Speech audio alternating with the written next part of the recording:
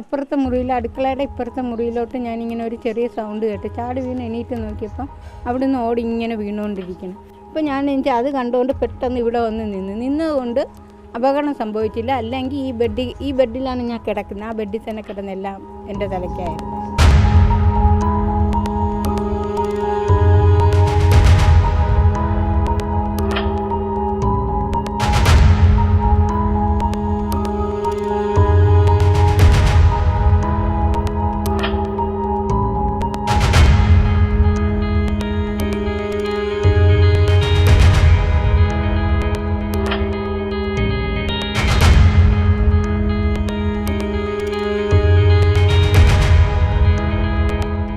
കൗൺസിലറിനെ വിളിച്ച് ഇന്ന് രാവിലെ 5 മണിക്കാണ് നമ്മൾ വിളിച്ചത്. അപ്പോൾ അവർ അപ്പോഴെടുത്തില്ല. പിന്നെ തിരിച്ച് വിളിച്ചിട്ട് പറഞ്ഞു നിങ്ങൾ ഒന്നും ചെയ്യരുത്, അവിടെ അക്ഷയയിൽ പോകണം, അക്ഷയയിൽ പോയി ഫോം അവിടെ ഒരു ഫോമുണ്ട്, അത് ഫില്ല് ചെയ്ത് മേടിച്ചിട്ട് പിന്നെ അത് വില്ലേജ് ഓഫീസർ വന്നാൽ ആ സാധനം തൊടാവൂ എന്ന് പറഞ്ഞായിരുന്നു.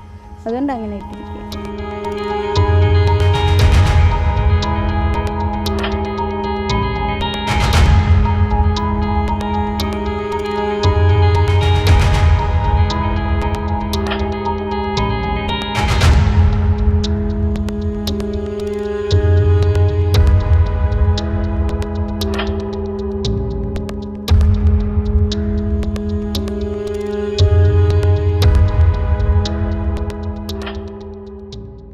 കഴിഞ്ഞ കൊല്ലങ്ങളിലായിട്ട് ഇങ്ങനെ എന്തെങ്കിലും സംഭവം ഇതുവരെ ഉണ്ടായിട്ടില്ല. ഒരു നഷ്ടം ഇതുവരെ ഉണ്ടായിട്ടില്ല. ഇന്നത്തെ ശക്തമായ മഴയിൽ തന്നെയാണ് ഈ പ്രശ്നം ഉണ്ടായത്. ചേച്ചി ഒറ്റയ്ക്കാണോ? ഞാൻ ഒറ്റയ്ക്കാണ് താമസിച്ചത്. ചേച്ചി എന്താ ചെയ്യുന്നത്? ഞാൻ തെക്കാട് ESA ഓഫീസിൻ്റെ എതിർവശത്ത് ഒരു ചെറിയ തട്ടുകട നടത്തുന്നുണ്ട്. അപ്പോൾ അവിടുന്ന് സാമ്പാർ അങ്ങനെയുള്ള മെറ്റീരിയൽസൊക്കെ ഇവിടുന്ന് ഉണ്ടാക്കി കൊണ്ടുപോകും. പിന്നെ ദോശ, ഓംലെറ്റ് ലൈവാ കൊടുക്കും. നിങ്ങളുടെ ആൾക്കാർ കഴിക്കാൻ വരാറുണ്ട്.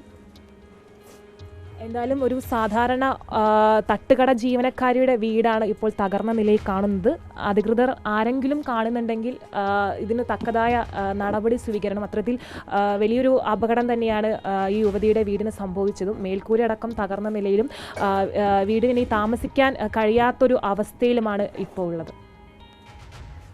വീഡിയോ ജേർണലിസ്റ്റ് ഗോപൻ പ്ലാവൂരിനൊപ്പം reporter Archana Raveendran, in reporter, Thiruvananthapuram.